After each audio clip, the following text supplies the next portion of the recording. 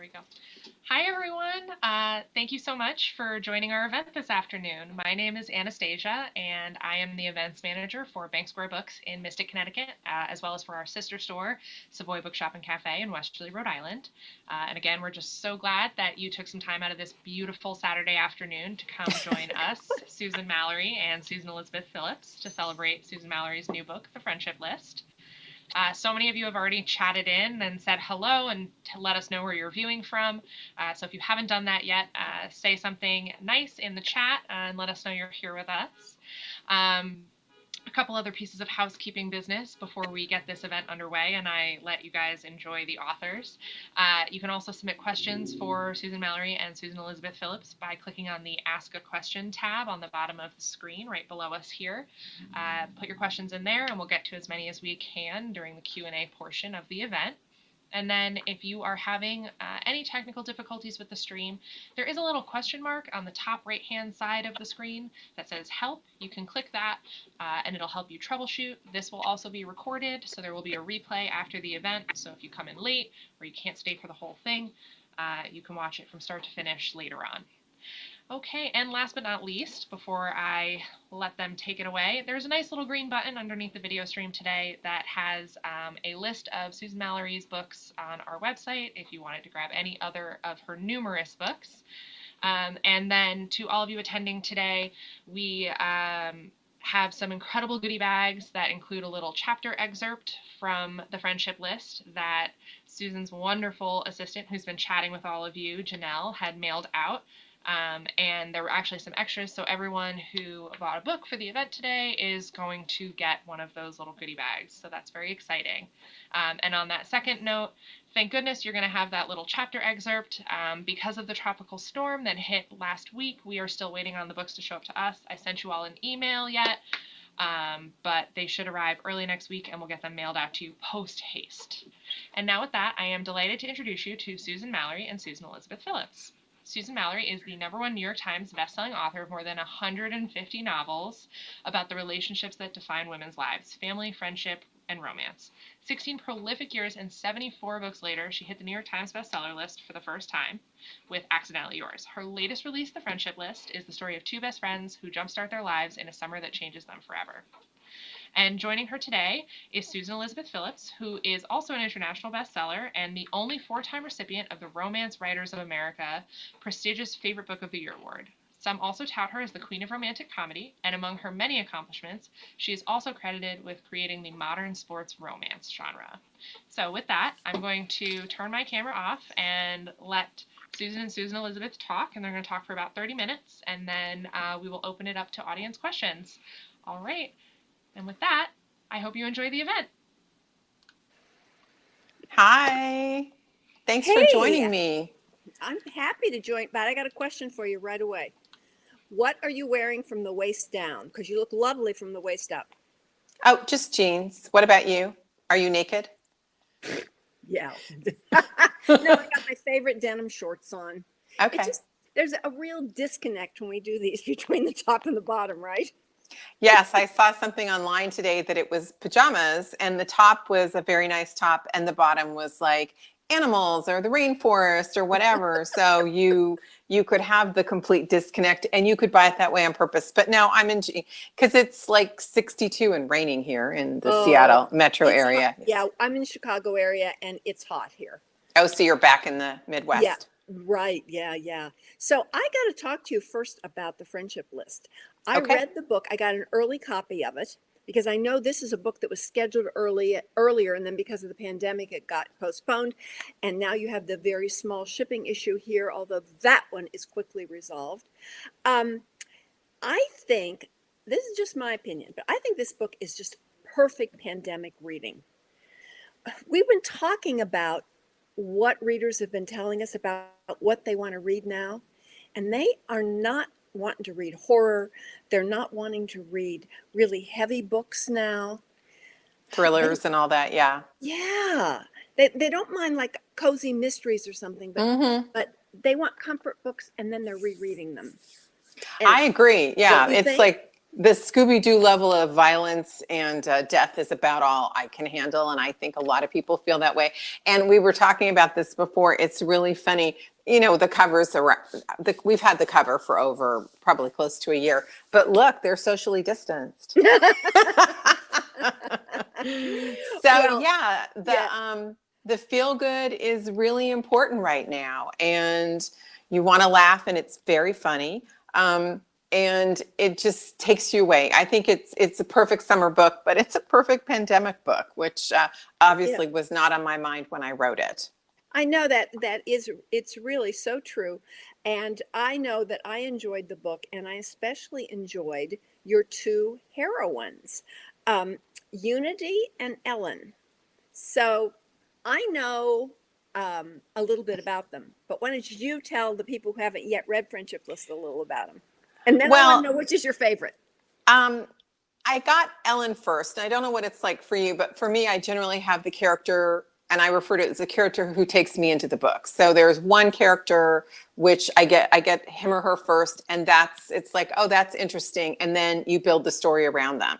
So I got Ellen first. A reader had sent me a little note saying, you should write a book about empty nesters. And I thought, okay. And if you're here, thank you for the idea. And I apologize. I know this isn't what you were looking for. So I shut down and I walked away to start dinner. And I thought, I really don't want to. They'll be older. They probably don't have anything to talk about. I'm really not in the mood for that. And I started, getting all the ingredients out and chopping the onion. And then I thought, if she was single, if she was a single mom, it would be more interesting to me. And then I thought, what if she got pregnant in high school? Because then she's an empty nester in her mid-30s. Mm-hmm. And then I got the look, and my husband's like, so dinner about a half hour late? I'm like, yep. And went back to my office and wrote up some notes, and it eventually became the Friendship List. But yes, the idea of Ellen. So Ellen's a single mom. She gets pregnant the night, I believe, of her junior prom, and has her son, Cooper, and they're a real team. But he is now going to be a senior in high school, and they're talking colleges. She overhears him saying he can't go away to college because she doesn't have a life without him, and he can't leave her. And she is devastated. She's a great mom. She loves her kid, but she wants him, fly, be free, go live your best life. Don't stay because of me. So it's one of those moments where you are living your life and you think everything's fine, and you get an accidental view of how the world sees you. And it's never that they think you're, really beautiful and your butt skinny. It's never that. It's always something you don't want to hear. And so Ellen completely freaks out about this. Ooh, sorry. Okay, let's not do that again. Technology. I'm on a string, and that's not good for me. I know. I should not be tied down. I'm too moving. I move too much. So she realizes she has to change her life, and her best friend Unity is also stuck. But Unity firmly believes she doesn't care what the world thinks. She is right. She's where she needs to be. Her husband's been gone for 3 years. He was a soldier. And she has no interest in moving on. But because she loves her friend, they come up with this idea of the Friendship List. They're going to change over the summer. And they come up with things they're going to do. But Ellen means it. I love her enthusiasm in everything she gets involved with. She's all in. Unity is faking it. She has no intention of changing, but she's going to go through the motions because she wants to help her friend who she loves very much. So that is the premise of the book. But Unity discovers something happens. You take one step, not a big step, a tiny step, and then you take a second step. And before you know it, you've moved on. And that is shocking for her. I think Unity was especially interesting to me because her comfort zone is with senior citizens. Mm-hmm. And being a senior citizen myself, of course, I really identified with Dagmar, Unity. Oh, don't you love her? I love her. I love Dagmar. I want to be Dagmar. Oh, me too. And the wardrobe. I mean, I could never do it, but she has fabulous clothes. I know. I could do it if I had a friend who pushed me into it, but on my own, I wouldn't do it. I really enjoyed that relationship, and I enjoyed the idea that Unity's comfort zone was with these seniors. That was interesting to me. It was a fresh idea. So was there one of them that you felt closer to? I know that when you're writing a book, you feel loyalty to both of your characters, to all of your characters. Yeah, I agree. Unless there's somebody you're supposed to hate, which I didn't have in this book. No, you But don't. Ellen, I knew from as soon as I got the idea that just went right in the head. I'm like, I know her. I know where she's going. I had a basic idea of her premise. Unity turned out to be more challenging. I need you to breathe a little bit, Susan. I'm going to talk about something that makes you very uncomfortable. So when I plotted the book, I had Unity's story. Here we go. Well, and I brought this. I have a visual aid just for you. This is the plotting. It's just sick. So I had her storyline, and it was clicking along. And these are basically two love stories. And Unity's hero is Thaddeus. And when she met Thaddeus, I had to stop because you're in the zone, and I was writing and I knew what was supposed to happen, and we went in a completely different direction. And I finished the scene, and I thought she was further along. I didn't know she was that damaged, that stuck. And I finished the scene, and it's like, I need to go do some replotting because this is not happening. What I had. So I stopped and I replotted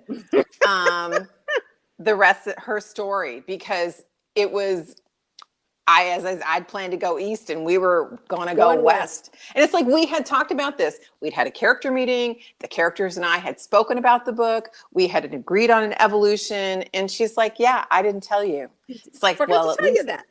Yeah. So then she told me now, and so her story ended up being, I thought hers was going to be really funny too.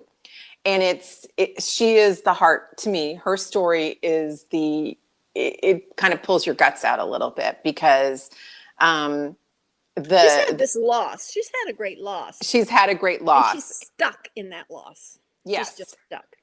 And for people, by the way, who have not heard Susan and me talk before, we'll get into this before the end, why this is a sore subject between us. It has to do with our writing process, but we'll get to that sooner or later. And the wrongness of yours. You are so deluded.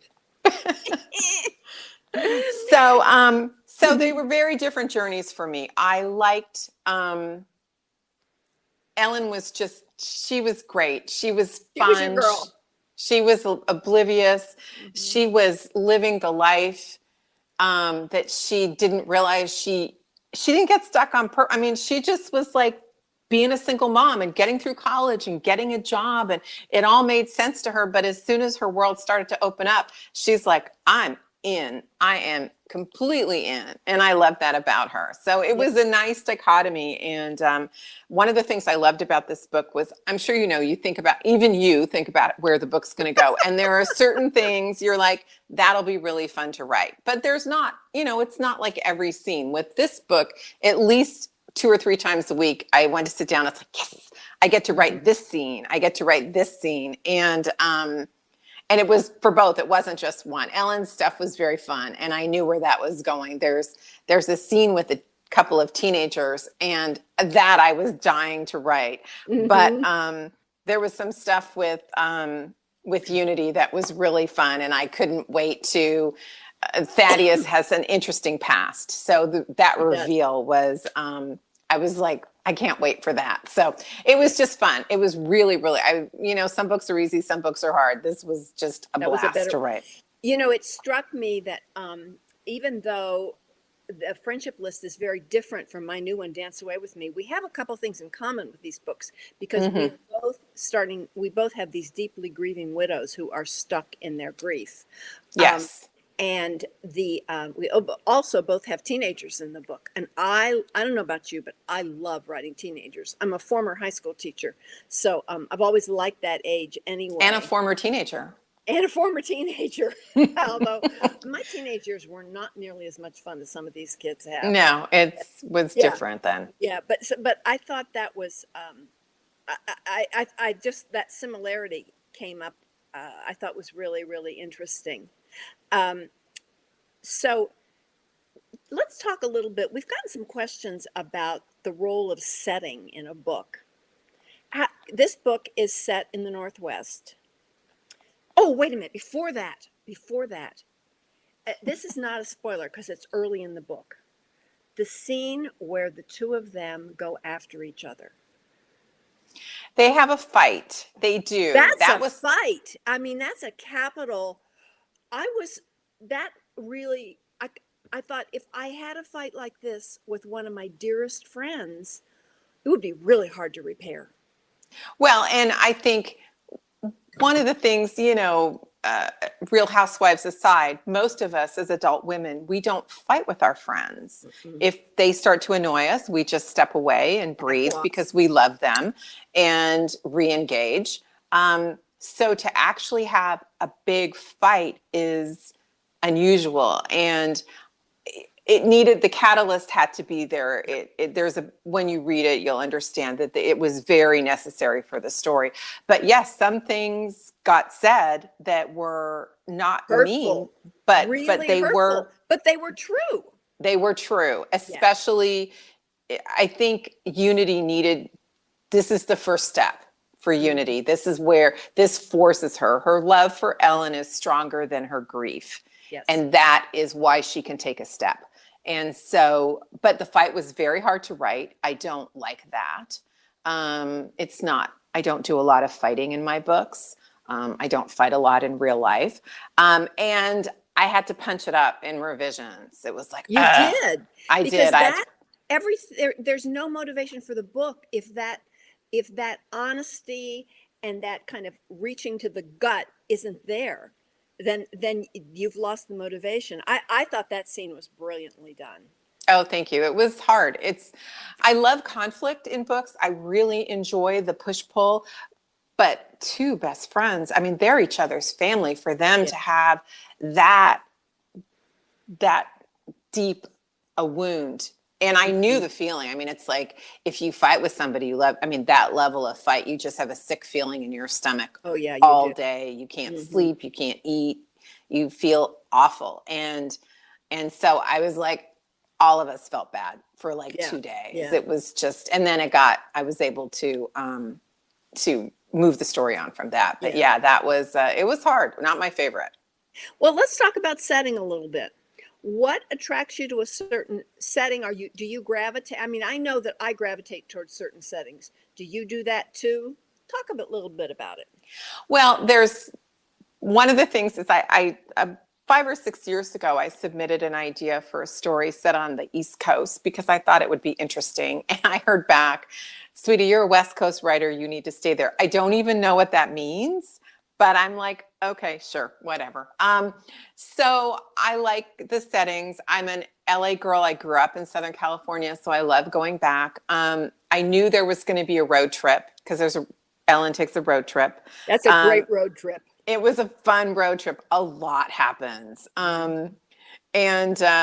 It was funny because they go to these places, and I read a review that said, all these places we can't go because of the pandemic, you can go through the book. So that was fun. Yeah. And then the little town is based on a town in Eastern Washington called Ellensburg. They do not have the big retirement community, but that's kind of where it is for those of you familiar with Washington State. So I felt the setting was interesting to me because the contrast of Unity's life and Thaddeus's life. Thaddeus actually lives in a condo like a quarter block from mine. And I've been to his condo. We went to a charity event. It was a baseball player's condo. It's worth about $25 million. We bought the ticket for the cocktails. We did not buy the dinner ticket. I want to make that really clear. We really couldn't afford the dinner ticket. So I have been in the living room of this gorgeous condo, and it stayed with me. So that's what it's based on, is this baseball players. But the door opens. Were you like running into the bathroom to take notes while you were there? I really wasn't comfortable with that. After the governor showed up, it was like, I'm just going to stand in the corner and try not to spill my glass of white wine. I don't like white wine, but I took it in case I spilled it. It won't stain like Red will. So I've done that a couple times too. Yeah, just stayed in the corner, and then they very politely. Stay in the corner, but I had the white wine. Yeah, And then they very politely said, those of you with the cocktail tickets get to leave now. So go enjoy your evening somewhere else. And then the rest of them went to dinner. So it was very fancy, but I love that condo. So I love the contrast of the town and the little town and Thaddeus's very wealthy lifestyle. And there is a Maserati that is that Maserati that drives around town. So I've seen it. So his car is a car Not that I driven it, but you've seen Oh it. God, right? no. I mean, I've seen it like I'm waiting to cross the street and it goes by. I've seen it. Yeah, that was really fun. But in your book, the setting it's not a character, it's like 5 characters because Yes. it's such a huge part. And so tell me Mhm. about that, because that was fun. I know readers Yeah, will. I like to write small towns, even though I live in the Chicago suburbs. And in Dance Away With Me, I created this town called Tempest, Tennessee. And the heroine, who is this deeply grieving young widow, is in this cabin above the town of Tempest. And we have a lot of the characters in the town that she interacts with, although she doesn't. That's the last thing she wants to do. She Right. wants to be alone. She doesn't want it, she's very much like Unity. She wants to be in her safe little zone. And of course, when she meets the hero, that doesn't happen. But I love writing small towns. I love writing Chicago. And even though I'm a born and bred Yankee, I love writing about the South because I really feel that you can make any damn fool thing happen in the South and readers will believe it. I agree with you. To all of our Southern readers out there, you know I'm right about this. It's true. Well, because it's unique in the character. So yeah, because I loved your town and I would love to do something like that, but on the West Coast where apparently I belong. But you have with Ellen's Town, and the Yes. contrast between that town and where Thaddeus lives is very marked. It is. And it's great. That was great fun because when I do something like that, then I get to go get lost on Pinterest and find, Yeah. and I did some Redfin. I was looking up luxury condos and picking the kitchen. It's like, ooh, that one. I think that's as big as my house. I love doing that too. That's so much fun. And I don't know about you, but I create hidden Pinterest boards when I'm working so that I have these pictures to look back to. And then after the book is done, I'll open up the Pinterest boards to let readers see where some of the That's fun. inspiration came from. Yeah, I think that's kind of fun. Yeah, I do like menus. If they're eating something, I've probably gone and Googled some and gotten some menus and all that kind of stuff. It's yeah, it's not good to do that when you're hungry, but yes, we look all that up. Should we talk about process a little bit so readers know what we're thinking about? Because your process is so wackadoodle, they're not going to believe it. They're going to think you're a crazy woman after you explain this. Oh, please. They're just going to think you're lazy and won't do work. Good one. So you go first because yours takes like a second. It's true. So my background was in theater.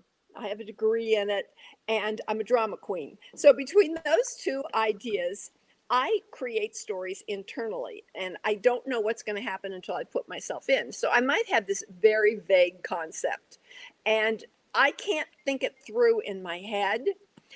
So I sit down on my computer and I go, chapter 1. Oh, let's see. What's this character's name? What is this? This is going to drive. I mean, I know you're going to need Valium after this is over. I'm just going to wait till tonight and have wine. It's fine. I can hang in there.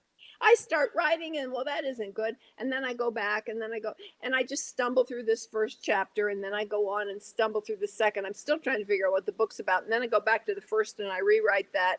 It goes this way through the entire book. It takes me, because it takes me so long to write. It's usually takes me around 9 months. At the 9-month mark, by this time you have written several books. At the 9-month mark, I finally understand who the characters are. So I stumble through this process. They call people like me pantsters. And what's interesting when you hear this one's crazy, crazy process is that I think it depends on the way your brain is wired. This is the only way I can work. So you writers out there who are sensible like me, this may work for you. On the other hand, Tell them about what you do. I'm Well, gonna like. I need wine for this. I only have 2. yeah, I'm just going to say not that. I don't do that.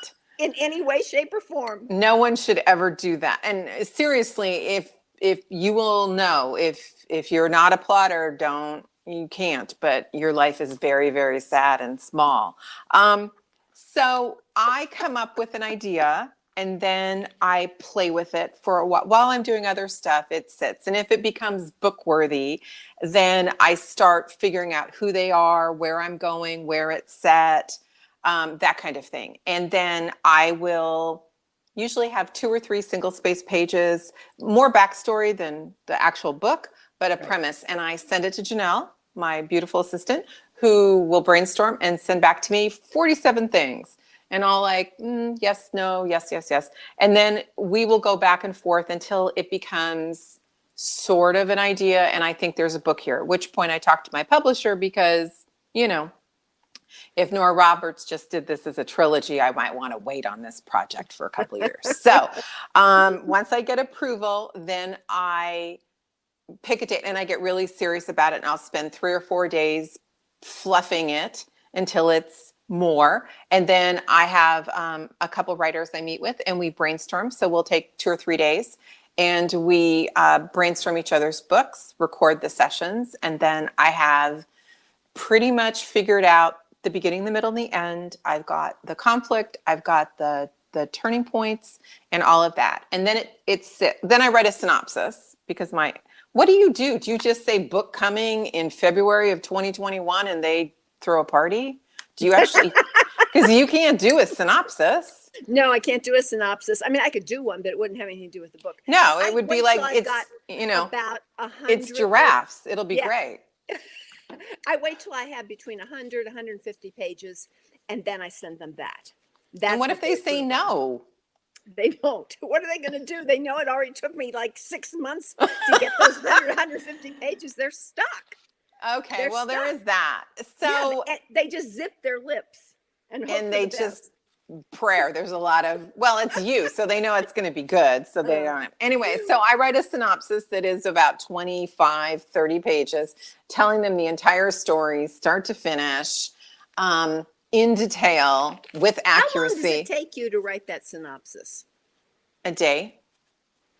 I've already, it's just, I have all my notes. It's just start to finish. And when you don't know, you say things like, over the next few weeks, they get to know each other. And later you kick yourself for that because that's going to be some work. So then it rests until it's time because I write on a schedule because I do 3 books a year. So when it is time to begin writing, I already have my opening line because that is the one thing I can't start if I don't have an opening line. And there is much pacing and swearing until I get an opening line.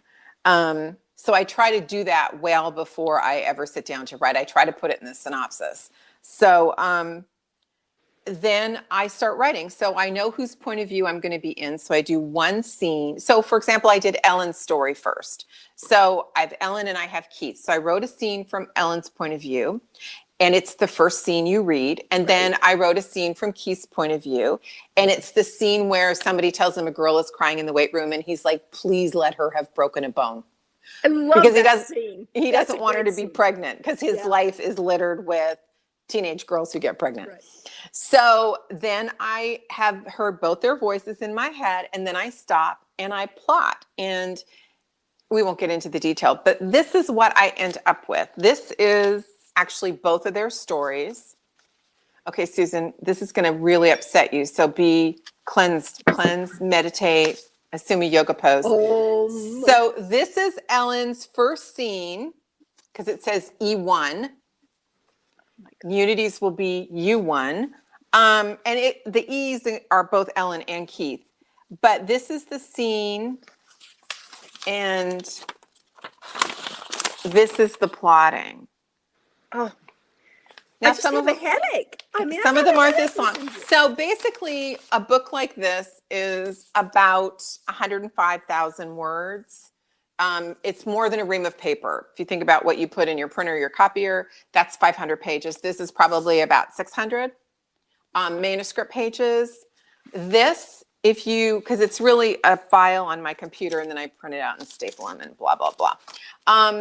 This, when I'm finished, is about 18 to 20,000 words. So it's really a very tiny, detailed. First draft. Mhm. And then I go back and flesh it out. And then things happen where I, it goes awry. It says change scene, because every day I read ahead 2 or 3 scenes. And there's one in here that's hysterical. If I can find it, it's very funny. It says talk about the naked thing. I will tell myself, like here. Just hold on, I don't want these going out of order, although I don't know why I care. The book is published. It says the naked talk, page 197. So what that means is somewhere in this scene, there was a talk previously about being naked. I will need to reference it. So I will go ahead and tell myself what page it's on. So when I go to write that scene, I don't waste any time looking for something silly like what page it's on. So this is how I plot a book. And then once I start writing, I write 75 pages a week till it's done. Unbelievable. Well, my only defense is that my books run almost 500 pages, but still, you do that you add an extra month and there you would be. No, mine are about 550, 600. Yeah, well, I mean 125,000 words. They come. Oh, 125,000 words. I don't plan that ahead of time. It just seems to be a natural rhythm. Yes. How do you do that? Because my books are actually like 118 and then they make me trim them. Yeah. I don't know. They're just so glad to finally pull a book out of me that they're happy. They're just like, we're going to go with this. And the thing that's really sad is I write every day. I'm very, very disciplined about my writing. You are. But I'm just stumbling along, trying to find those truths, those kernels, the things that, a lot of times if I try to push the characters in a direction they don't want to go, the whole book gets thrown off and, that has to be fixed. But don't you agree that your process, there is no one way, there are more efficient ways to write a book, which is definitely your way, but there's no one way to write a book. Readers need to writers have to figure out what works with their own brain and their brain. There is genuinely a mind issue. Our brains are all wired differently. And I think the proof of the process working is to simply pick up one of your books and read it. Obviously, it's a fantastic process that works. So I couldn't do what you do because I would go insane. I need to know what's happening because otherwise I'm anxious all the time. And knowing that I've worked out the issues makes me happy. You have to feel your way because no one can tell you. You can't even tell yourself. They have to reveal. Yeah, yeah. So it is how your brain works. I couldn't, if I knew what was going to happen, I couldn't get myself to the computer. That is my motivation to figure out what happens. But you have produced a wonderful book here, and the readers are really responding to it. I think readers understand they understand the 2 characters. So, I see a familiar face. Hi, Anastasia. It's that time. I thought I'd jump back in. That felt like a really great place to sort of pop in and say thank you for this incredible conversation. It's been so fun listening to you two talk. You truly do. Susan said that she and Susan Elizabeth have an incredible rapport, and my goodness, she was not lying. So with that, I thought as long as you guys are ready to go, we could crack on to some questions. What do you think? Hit it. Yeah, absolutely. Okay, awesome. So Lisa asked, and this is upvoted by a couple different people. She was wondering, where did you 2 meet and how? You go. You're the drama major. Well, we had met casually, but we'd never really had a conversation. Here we are. We are in Berlin, Germany, okay? And we are at a Berlin romance conference, which was just fantastic. It was so great. But it wasn't exactly organized like American conferences are. And there was this thing about how I was supposed to show up for a workshop. And I went in, and there's Susan, and there's no moderator. We look at each other, and we have to start in. Now, some people speak English, some people don't. And we who have never spoken until like a minute before this about this workshop have to do this workshop.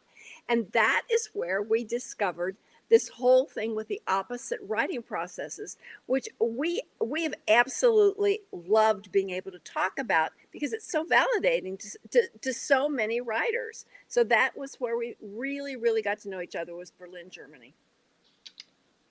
And then she went off to Spain, I believe, to continue her book tour. Oh, I did. I stayed in Germany and then I flew home. Yeah.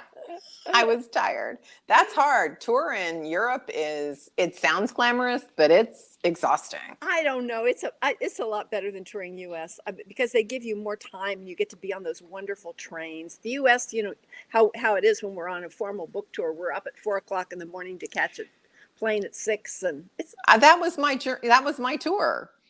There were no trains. I flew, and yes, you are downstairs at 6:30 to catch an 8:30 flight, go to a hotel that won't let you check in, to have lunch with people who don't speak English, do an interview, do a signing. And I realized, yes, is the crown too heavy?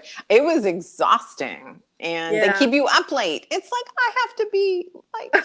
Yeah, they try to get me to have dinner at 8:00. That doesn't happen. I was going to say dinner at 9, right? Yeah, and I'm just like, I need to go to bed.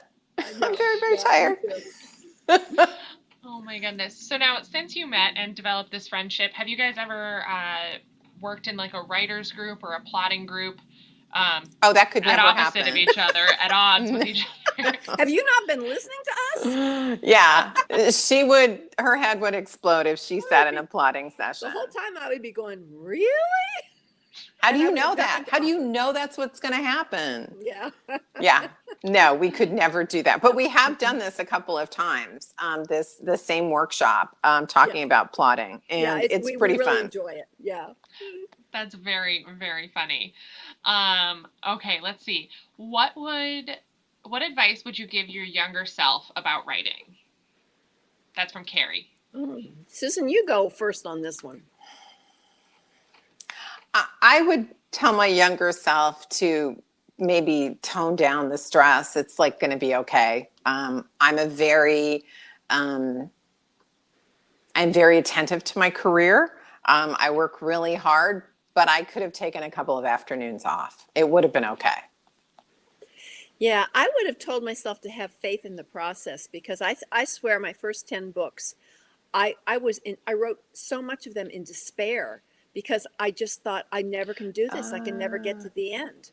And it was part of that making peace with process. And finally, now when I'm in a complete mess and the book is a mess, I no longer believe it's going to crush my career. I have enough faith in myself to know that I can work through it. But I did not know that for a long time. That would be what I tell myself.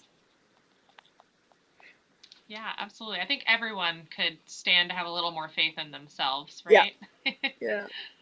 Oh my goodness. And our audience, they are just so committed to you two writing together. So Christina says, after a talk about your extremely different styles in writing, would you ever write a book together, alternate chapters? Oh my God, no. They're just mean out there. They're just I know. mean people. Well, I could do it. I would just give you every other chapter. I don't know what you would do. You know what? As I wrote my chapters, you'd go off and be writing another book. Yes. It would take you, as long as it would take me to do one chapter, you'd have half a book written. I would. That's true. And then, yes. And then I would write the second chapter and you would be like, oh no, they've moved to Mars. Didn't we talk about this? We have to go back and rewrite from the beginning. Yeah. Oh God, no, that's hysterical. No. Nobody's asked us that one before. Oh goodness. Now this one's definitely for Susan, because Susan Elizabeth, you would not do this. Susan, do you ever color code when you are creating your storylines or your characters? Do you ever like highlight or? I actually don't. No. But this is funny. So I don't start with this typing. I have these big cardboard boards and I do Post-its. And if it doesn't go well, if it's just not clicking, I will change the color of pen. Obviously, I've picked the wrong pen to help me fill in, because I start with Post-its and then it expands. I don't start with, all of this. So that's his no. But I know there are people who do this whole, like, this color is this point of view. And honestly, I just think that's, you're just filling time so you don't have to do work. So, Well, now wait a minute. I kind of do that. You'll be shocked. do you color code? Well, I write what I call my map. After I finish the chapter, I write down what's happened in it.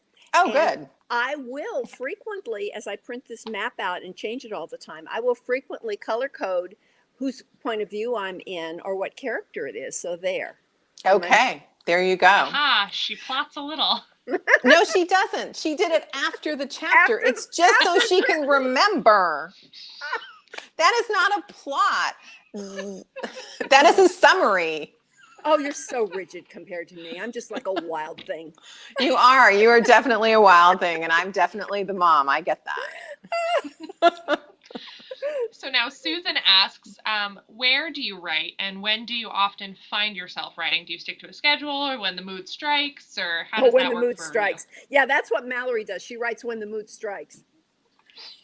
Now, when do you write every day? Yeah, I write every day.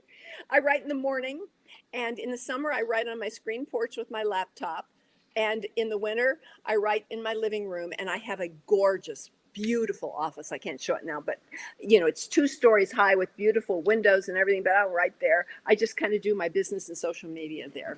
But yeah, I write in the morning. How about you, Susan? I also write in the morning, and I try, like right now I'm in a book, and starting Monday morning, I will write first. I will get up, I will feed the pets, I will get coffee, I will come to my computer, and I will do 5 pages before I do anything else, because I'm not as disciplined right now as I need to be. So 5 pages, then I can go have breakfast and deal with some other stuff and then come back. Because once I've got the first 5, then then I've done it, and then I can finish my page count for the day. But it's, mornings are my fresh time. And then I know, Susan, you have this too. The writing becomes the least of it. There is so much other stuff to do. And if all we had to do was write a book, it would be like, it would be great. But there's 1,000 things every single day. And they know when the writing's not going well, because that's when all the stuff comes. And it's like, ooh, well, I could go talk to them about the cover. And it's like, no, pages, pages, pages, pages. But it's so tempting when you're having trouble with the scene, or when you really are stuck. It's so tempting to get on email and to do social media. Oh, and absolutely. Do all those things that seem, so you can kind of convince yourself you're working, and you are working, but you're not writing. Yes, exactly. So, but yeah, so I'm in my office, and I work best there. I've got a white noise machine if I click it on, I've trained myself so that when it goes on, my mind goes to the screen. And I'm very careful. If I'm having a super bad day, I turn off the noise machine, because I want it to be, when I turn it on, I write, and I write well. And so if I'm not writing well. That is really smart. They're kind of tricks to that, and that makes all kinds of psychological sense. Yeah, and if you like scent, you can do it with scent too. I have a friend who peppermint's a good one, because it's very energizing. So she keeps essential oil. I just knock it over and stain everything. So a white noise machine is safer and cleaner. It's safer, yeah. Okay, so this one is from Zena, and this is for Susan. And Zena says, your books got her through a horrible divorce, and she wants to know how it makes you feel that your books help people get through difficult times. I love that.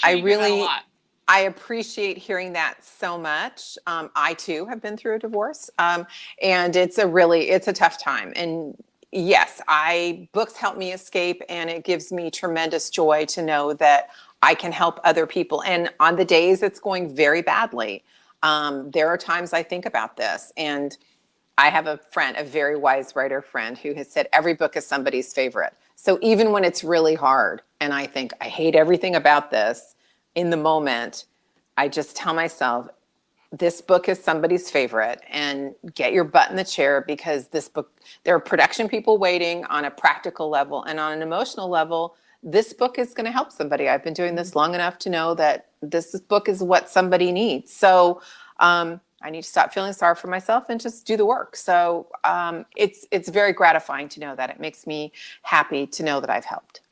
Mm-hmm. Well, that's awesome. All right. And then Zena has a question also for Susan Elizabeth, and she wanted to know how many books have you published and what is your favorite of your books? Can you pick a favorite child? I think that Dance Away with Me is my 24th book. Wow. My first one was published in 1982, and my favorite book is always the one I have just written. My least favorite book is always the one I'm working on. It just seems like that always happens. Yeah. Yeah. I mean, I love my standalone books, but I love the Chicago Stars books and the Wynette, Texas. Us too. So it just depends on my mood. Right now, Dance Away with Me is my favorite, but when my next one comes out, I'm sure that will all change.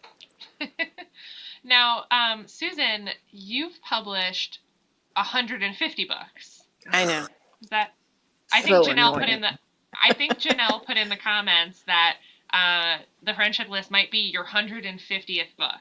It is with Harlequin. Right? Yeah, it is my 150th with Harlequin. I started in category romance, so back in the day, I was writing for a special edition. I was doing 6 or 8 books a year. So that's where I learned to write. It's where I learned to write quickly. It's where I learned to plot. I had a lot of fun with it. So they're shorter, but yeah, when I first started writing, I didn't know anything. So it was super easy. I was in college. My mother had made me learn to type because she said, I think this computer thing is going to be a thing. So I took a class, and before I started a book because I was a college student, and you did your homework. So I didn't know anything. So I wrote 10 pages because that's how much time I had. And it seemed very logical to me. And I kept writing my 10 pages. And then I joined RWA, and I sold my first book. And I was at conference, and I went to a workshop with Linda Howard, and one of my heroes, and she wrote 2 pages a day. And I thought, oh my God, I want to be Linda Howard. So I went home and I wrote 2 pages. And it's like, well, there's 15 minutes. So now what? And I thought, you're never going to be Linda Howard, accept who you are and what you do. So then I went to a different workshop with this guy. On the way out to lunch, it was about something completely different. He said, increase your workload by 10%. And I'm like, I never thought of that. So then over a couple of years, I went from 10 pages a day to 20 pages a day. So I did that for several years. And now that's kind of a lot. So I do 15. It's just my process. I don't know how to write slowly. I lose interest. I want to get to the next thing. I have a question about that too. Have you ever taken like some of your early books, some of the books you wrote early on, have you ever taken those ideas and framed them into a new book? Oh, interesting. No. I would love to go back and fix them. They all need fixing. Oh, I know. Yeah. Every book needs fixing. But no, we do occasionally go through and just try to update the technology because, pagers, we readers like, what's a pager? Mm-hmm. But no, I had a book where we made it Christmas. So it went from the Wedding Ring Promise to the Christmas Wedding Ring, or something like that. Yeah. And so then it just became a Christmas book. It was an experiment. You haven't really just taken a book and reframed it and no. No. Have you? No, I haven't. But I don't have 150 books either. Well, you can take one if you want and reframe it. I might look and reframe if I run out of ideas. Yeah, feel free. So now, what was your first book to hit the New York Times, and how did you celebrate? Oh. So that would have been your first book, Miss Susan? My first book to hit the New York Times was a book called Fancy Pants. And, I love that book. Yeah, it edged on, and that was early in my career. And the editor called me and she said, you better be sitting down for this. So I sat down. She said, your book made the New York Times. And I said, oh, that's so cool. I got off and I'm like, that's how ignorant I was. But yeah, that was the first one. But it didn't mean anything to me because I didn't really understand how important that was, especially in New York. I'm not sure it's that important with readers, but it is very important with publishers. It is. it was funny because I had the extended first, and I was sick, and I was trying to take a nap, and I couldn't breathe. I had a horrible cold, and my phone rang at like 10 to 3. It's like, who is calling me? And it's my agent. It's like, it's almost 6 o'clock. Why are you calling? And she's like, you hit the extended New York Times list. And I actually said, I did not. I know what the print run was. I could not possibly have hit the list. There's no physical way. And she's like, wow, no one's ever argued with me.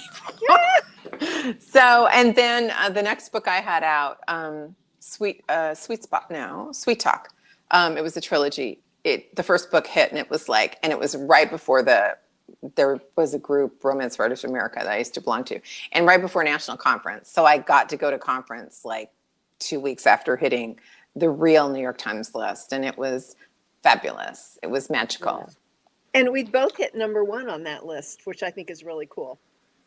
That was cool, but I have to say, my reader email, I mean, it's great and everything, but my reader email means a lot more to me than hitting lists. I was going to say, it didn't change. Nothing. That's the thing. It's funny. So the first time I hit the real list, writer friend called in the morning, called about 8 o'clock.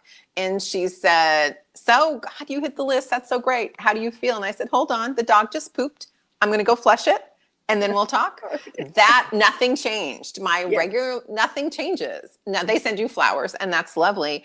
But my readers, it's not like they suddenly started emailing me, oh, your books are so much better now.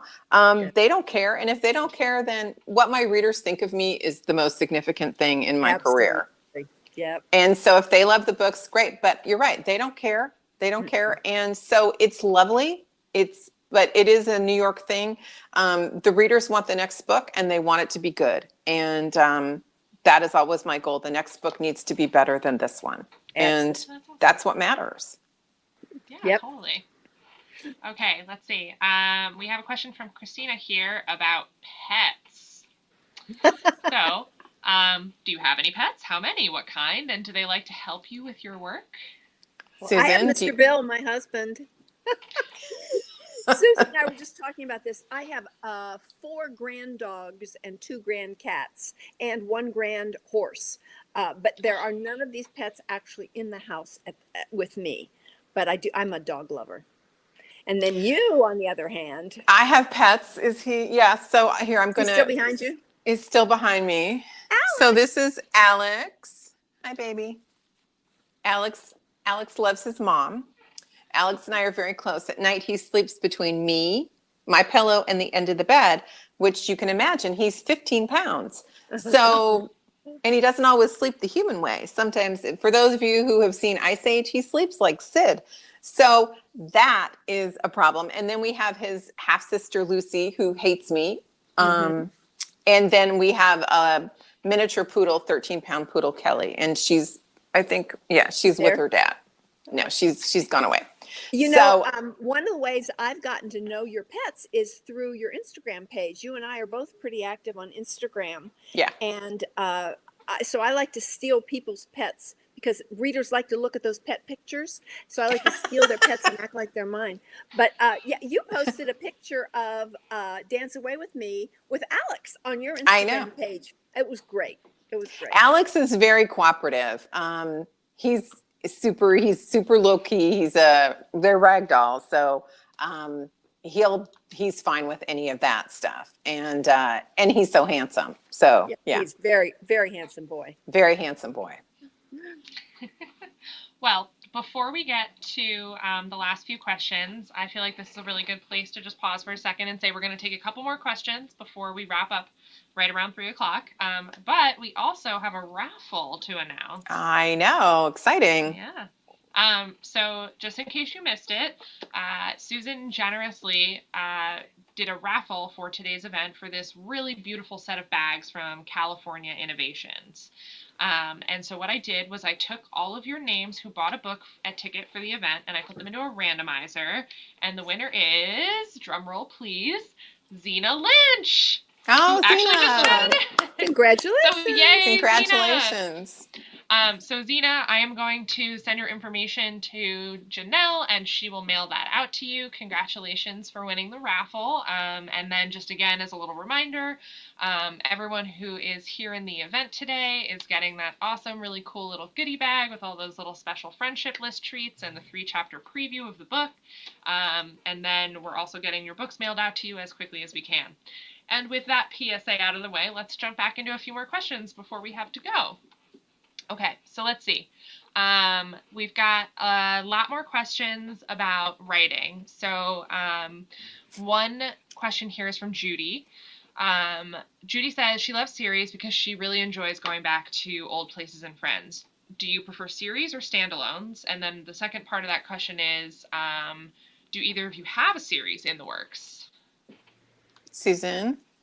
Well, the series, I have books set in Wynette, Texas, a number of them there, Lady Be Good and Call Me Irresistible, The Great Escape.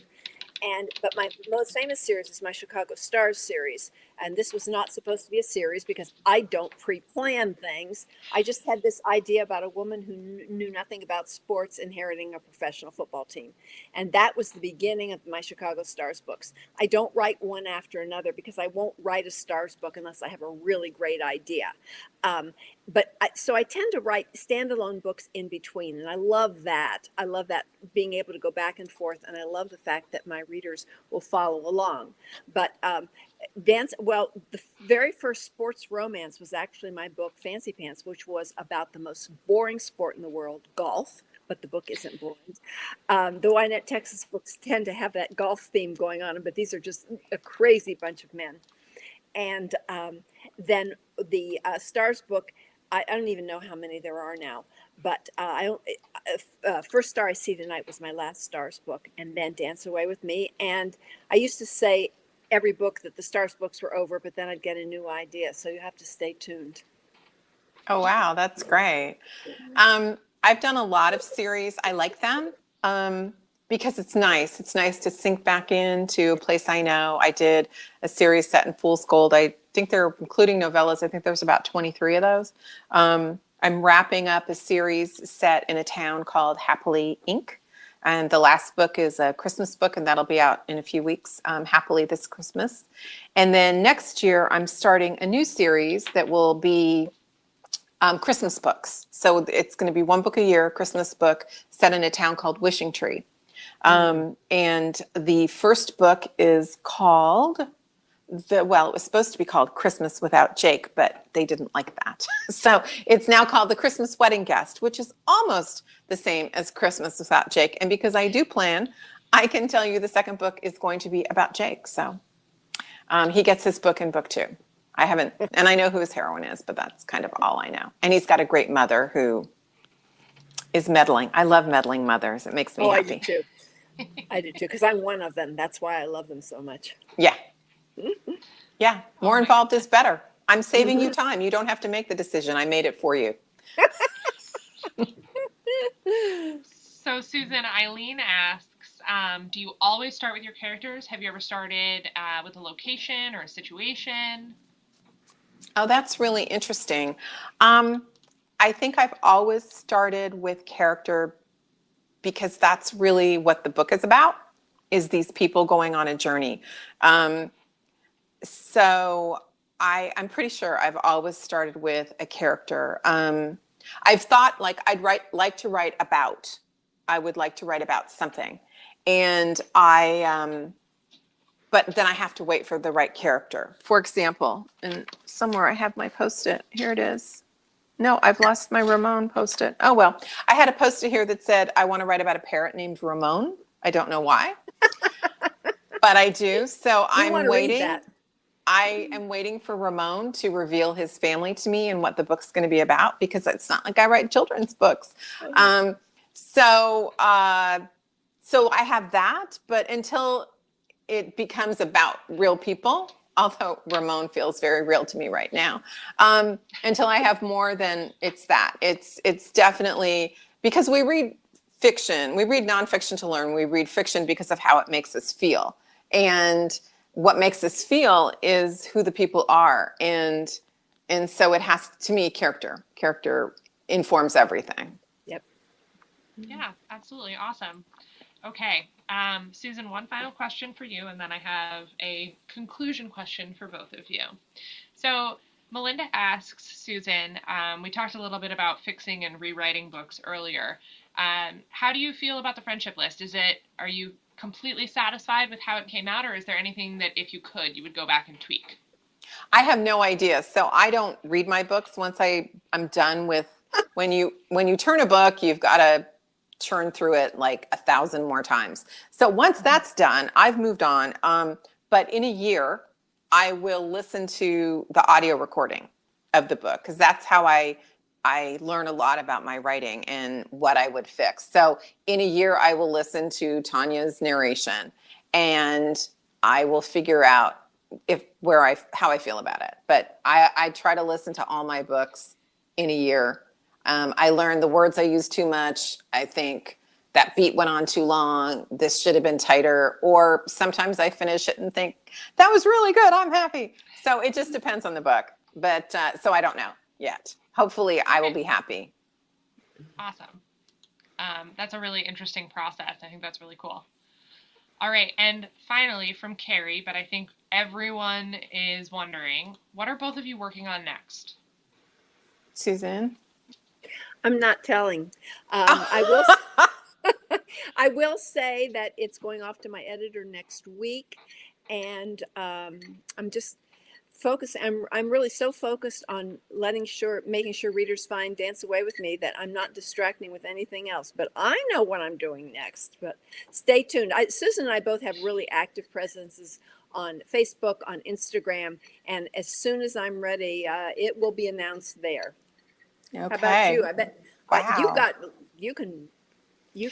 Yeah. So next up for me, I have a book in October, Happily This Christmas. My next hardcover is in February, The Vineyard at Painted Moon. That's a gorgeous title. It's gorgeous, and it's a beautiful cover. And that one's really fun. I have a book out next summer. I don't know if I'm going to share the title yet. I think not. And what I'm working on is actually the book that comes out in February of 2021, because I like to be very far ahead. So if something happens, yeah, I have friends who turn a book in, it's published 6 months later. I would be covered in hives. That would make me so anxious. I finished this book a year ago, February, and it did get moved. It was originally published the end of May, but yeah, I'm about a year and a half ahead of my pub dates, and I turn my book in a year before they're published, and that makes me happy. It allows me to relax. If something, I used to say if I get the flu, but no. So if something happens, there's plenty of time. Life can be calm. I hate crunching a deadline. I vowed when I got a place in my life, I never had to do it again. I wouldn't. So life's too short. Yeah, I am really super far ahead. So I am writing a book. It's a mother-daughter book. It's they're currently not getting along. I hope they end up getting along before the end of the book. They're going to. It's okay. So I just have to say this. So does everyone agree this is like really freakish? So the mother and father are divorced. And the mother is like in her mid 40s. The daughter is 22. The father is dating the daughter's fiance's twin sister. Can we all say ick together? Yeah. I know. Isn't that the That's best? going to be great, though. It's fabulous. Yeah. Yeah. That's good meat for a story right there. Mm-hmm. I know. It's like, really, Dad? You couldn't find another 22-year-old? Oh, my goodness. Well, ladies, thank you so much for joining us this afternoon. This has been so much fun. Even when you couldn't see me on screen, I was over here just laughing out loud. All the people walking by my office that can see me from up here must think I'm crazy. And I just want to say to all of our viewers, thank you so much for taking some time out of your day to tune in. If you want to buy any of Susan's books outside of the friendship list, since you all already bought a copy of that, you can do so by clicking the link below. And then that'll also link you to Dance Away with Me from Susan Elizabeth Phillips. That's also on that list, so you can grab a copy of that as well. And then don't forget to follow our wonderful authors here on social media, because it sounds like they've got some really interesting insights into their lives. And we'll put their social media handles in the chat following the event so that you can check them out. Thank you. Thank you, Susan, so much. And thank you, everyone, for coming. And thank you, Anastasia, for hosting. This was fabulous. Yeah, So thank much you for fun. joining Thank us. you. All right, Thanks. have a great afternoon, everyone. Thank you. Bye.